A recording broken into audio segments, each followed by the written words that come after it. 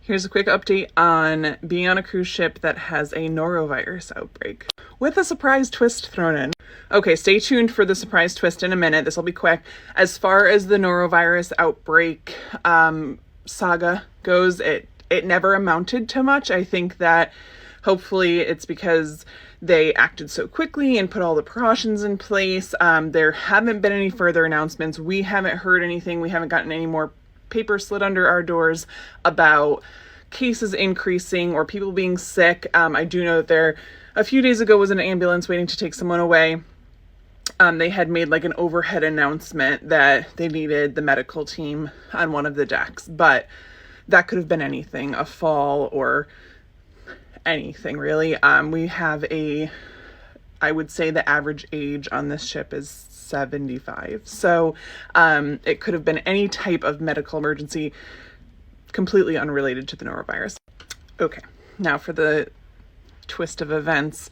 We got a call yesterday, probably an hour after I picked my daughter up from the children's club, letting us know that one of the kids that had been in children's club with her had seen the ship doctor and been confirmed to have chickenpox, because we needed another thing.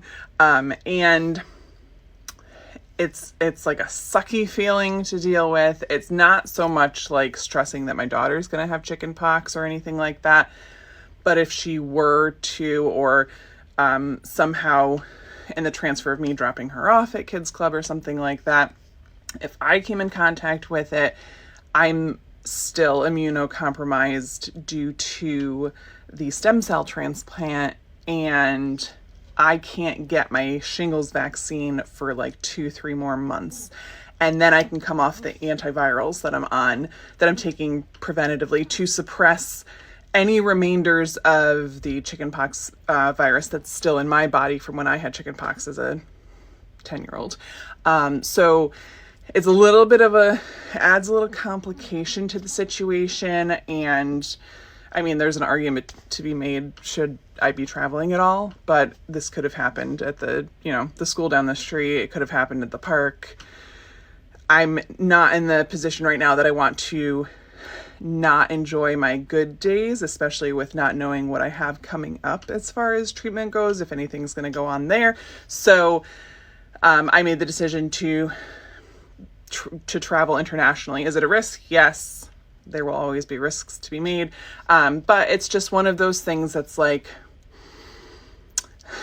we're almost home, and we're just hoping nothing comes of this. So luckily, when the norovirus news came out, I had my daughter wearing a mask to kids club. We've been wearing masks on buses and anywhere that we can't social distance anyway, just, with COVID and norovirus and chickenpox. And yes, chickenpox spreads respiratory before the rash appears. It's most contagious from respiratory wise. So we are crossing our fingers that the masks were enough of a precaution. That child was actually got off the ship that day anyway and went home. So it's not an issue anymore, hopefully, and hopefully everyone else on the ship stays safe. But my kid was in close contact with them in the kids club, so who knows what's going to happen. But that incubation period, I think, is like 2 weeks, so we won't know for some time anyway.